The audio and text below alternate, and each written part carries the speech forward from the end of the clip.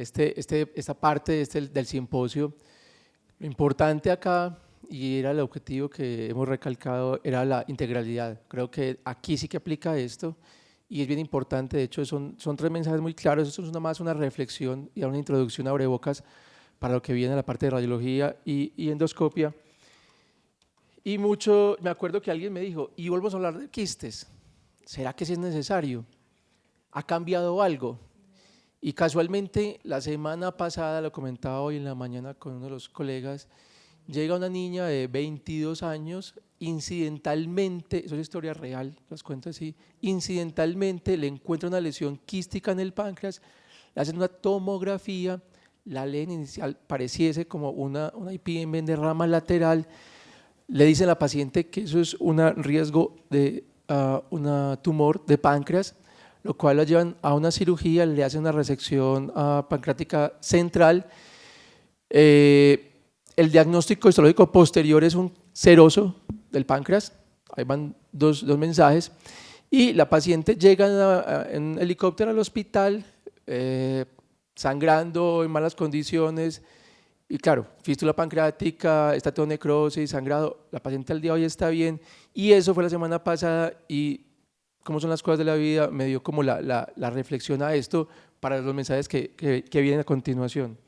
Miren, esto es muy importante, cada vez, así como los hepatólogos dicen, el hígado graso, ahora es el tema de consulta externa, los quistes pancreáticos, ese es nuestro consulta externa, cada vez va a ser mayor, sin duda alguna, se hacen más imágenes, tomografías, resonancias, entonces tenemos que conocerlo bien, yo no tengo dudas que tenemos que conocerlo bien desde el residente, el cirujano, el gastro, el radiólogo y el pancreatobiliar. A los residentes que pasan, al menos en el hospital, ese es el tema que yo siempre les doy fijo, trato de darles al menos 2 temas al mes y este siempre se los doy, porque cuando nosotros nos graduamos conocíamos muy poquito de esto, muy poquito, y creo que es algo que a todos nos va a tocar, que sea que por el familiar, por la consulta, por el compañero, el internista que te llama, o sea, siempre hay algún quiste pancreático por ahí andando, es importantísimo conocer esto. Eso es clave, eso lo encontré. Más del 50% de los pacientes no tienen un diagnóstico o un plan claro establecido ya valorados con un quiste pancreático, ¿sí? Esto cambia dramáticamente el curso de ellos. Yo creo que hay 3 preguntas grandes, básicas, importantes que hay que responderse. ¿Qué tipo de quiste es? Darle un nombre, no solo como cirujanos, hablaremos un poquito de eso ahorita. ¿Es benigno, es premaligno o es maligno? Y llegar a esto, si yo no tengo claridad, si tengo dudas, tengo que recurrir a alguien más, ¿sí? Porque las imágenes no son claras o le hago otra mejor imagen, voy y la veo con el radiólogo, nos reunimos todos, hacemos staff. La multidisciplinaridad no quiere decir solamente que hagamos una staff cada semana protocolariamente de forma oficial, sino también el día a día. Eso también lo comentaba con otro colega.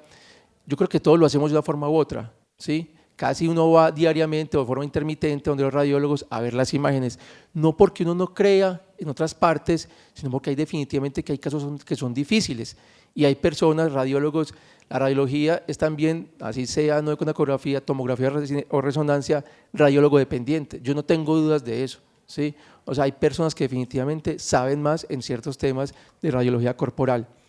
Es un esquema simplemente del Johns Hopkins que de una forma u otra trata de ser generalizado con el manejo. Yo creo que es bueno, no es el mejor, pero en generalidad va bien. Lo traigo simplemente para entender que hay cierto organigrama que hay que tener en la cabeza. Y miren, creo que todos hemos viajado de una forma u otra con las guías internacionales y con las guías europeas en la historia de IPMN. En el 2006 fue Sendai, fue lo primero, como ante esa situación que todo el mundo hablaba de quistes y no había uniformidad, se creó el Comité Internacional, eso fue en 2006. Después vinieron las de la AGA, 2015, esas guías fueron bien criticadas porque decían que a los 5 años se suspendía eso, ¿sí? No había que hacer más seguimiento. Nos dimos cuenta después por otros estudios diferentes que después de 5 años sí había cambios, incluso mayores aún a los que se reportaban antes de los 5 años. No voy a profundizar más de eso, pero eso fue bien debatido, bajo ciertos riesgos, obviamente. Viene de Fukuoka, nosotros no conocemos de Fukuoka solamente por la canción de Juan Luis Guerra, yo creo que nadie sabía más de Fukuoka hasta que llegó esto el 2017, y en el 2018 salen las europeas que eran muy similares a las de Fukuoka realmente, una que otra cosita diferente, pero bien enfocados, ahí vamos bien. Y el año pasado salió esto, ¿listo? Las de Kioto. Entonces miren que descubrimos todas las diferentes ciudades importantes de Japón a punta de los quistes pancreáticos. Estas son nuevas, de los que quieren ahí está el QR, lo bajan y están gratis en este momento. No me voy a meter en estas, es otro tema, lo que ha cambiado, eso es una abrebocas simplemente a la reflexión que estamos haciendo. Ahí dejaron algo sobre la individualización de los pacientes, los riesgos, cuándo sí parar, cuándo no parar, porque claro, nos estamos enloqueciendo, muchos se estaban yendo a un extremo, era no seguir, ¿cierto?, por los sobrecostos, pero también estamos dejando a los pacientes que estaban llegando después con cáncer. Entonces yo creo que esto es individualizar, no hay otra palabra para esto, no quiero extenderme mucho. ¿Sirven las guías? ¿Sí o no? Que esa es otra cosa, entonces que claro, porque la crítica a las guías, hay por ahí 20 estudios, por lo menos comparando las guías diferentes, que siempre hay el sobrediagnóstico o el subdiagnóstico. Las guías no son perfectas, eso está clarísimo, o sea, las guías no son perfectas, están mejorando sí y han evolucionado sin duda alguna. Este es un trabajo bien interesante, este es de Carlos Fernández del Castillo, él hace parte, históricamente siempre ha sido parte de las guías internacionales en el Massachusetts General Hospital, una persona también dedicada bastante a esto, y son resecciones, 1.290 resecciones en 3 décadas, ¿listo? Eso es lo que hace él comparativamente, con una mortalidad baja, ¿sí? Y él dice esto, 80% de los casos corresponden a IPMN, sea rama lateral, mixtos o de rama principal, los mucinosos y los serosos. Aquí hay un asterisco, una cosa, y es que estamos hablando de 30 años, ¿sí? 3 décadas diferentes. Los serosos progresivamente, ya nos dimos cuenta por su biología y su naturaleza, no se operan, ya sabemos, si lo diagnosticamos, hay una imagen clara, no se tiene que operar. Solo hay excepciones, el sintomático, el que obstruye la vía biliar, ok. Pero antes, claro, los operaban porque las imágenes no eran claras, era tomografía, no había resonancia, endoscopia, en fin. Entonces, para entender de pronto la situación de esto.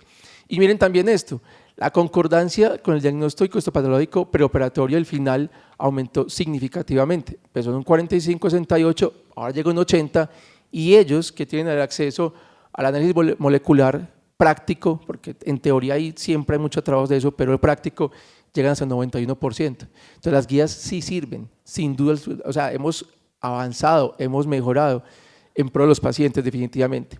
La coendoscopia es un tema aparte, que no me meteré mucho porque el doctor Saba, que es el cazar de esto, es un instrumento fundamental para nosotros, fundamental, pero también bajo cierta caución. Uno no debe hacer ecoendoscopia porque sí, es parte del aprendizaje, es parte del conocimiento, del estudio de estas lesiones quísticas, cuándo sí, cuándo no, por eso es nuestro rol como cirujanos, cuándo debe indicar una coendoscopia, cuándo debe indicar una resonancia, los controles. Por eso ese es parte del mensaje y la interdisciplinaridad en los quistes pancreáticos.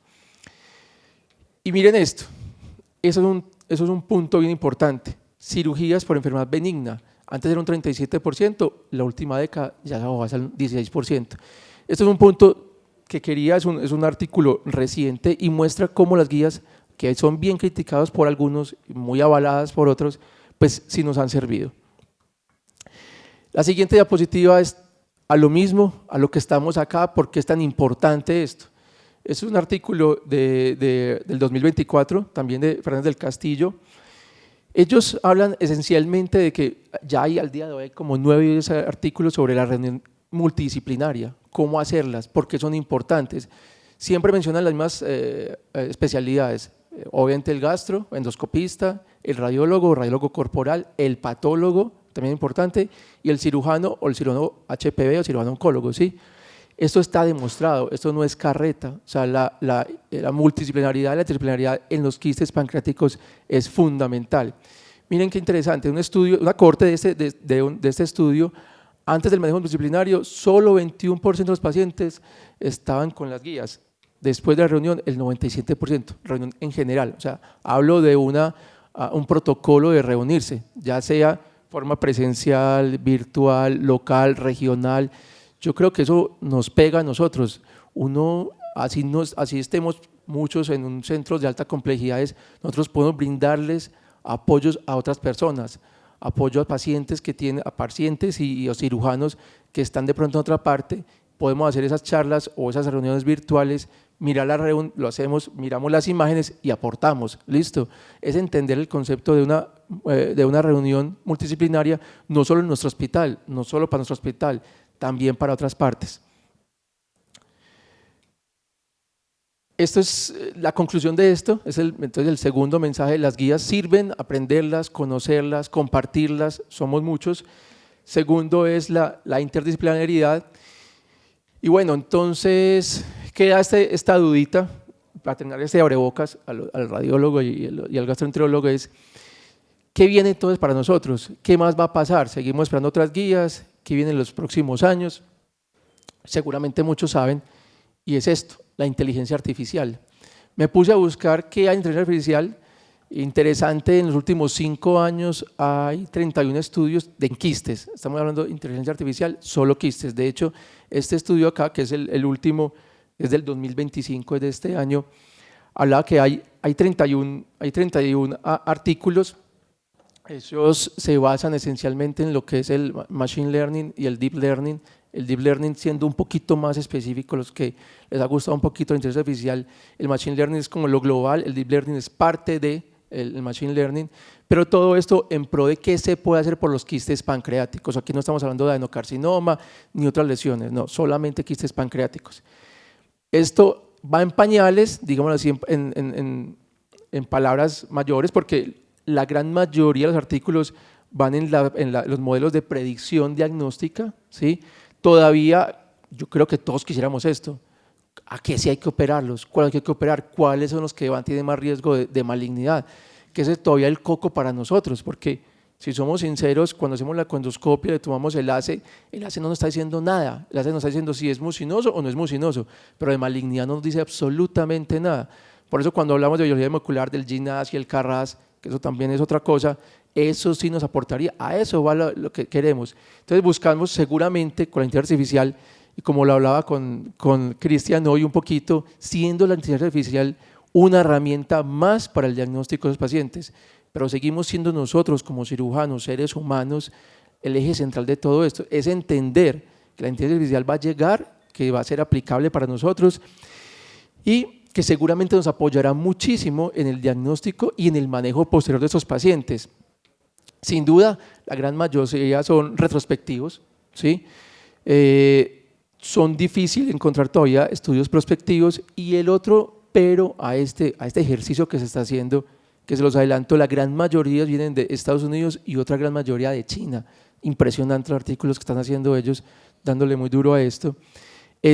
Todavía no tiene una fiabilidad en la práctica clínica, ¿sí? Todo eso de inteligencia artificial, aunque tiene muy buenos rendimientos, y algunos de esos estudios, pues que son varios, uno los lee y tienen mejores rendimientos que las guías, pues todavía no tienen ni la validez externa ni la validez para hacerlo en la práctica clínica. Esto es lo que quería presentar, una abrebocas a este tema tan interesante. O sea que sí hay que saber de esto, sí tenemos que actualizarnos, sigue siendo importante. Lo veremos más y más seguramente, y con el apoyo de radiología, de gastroenterología, de los endoscopistas, de los patólogos, seguramente tendremos mejores resultados para los pacientes. Muchas gracias.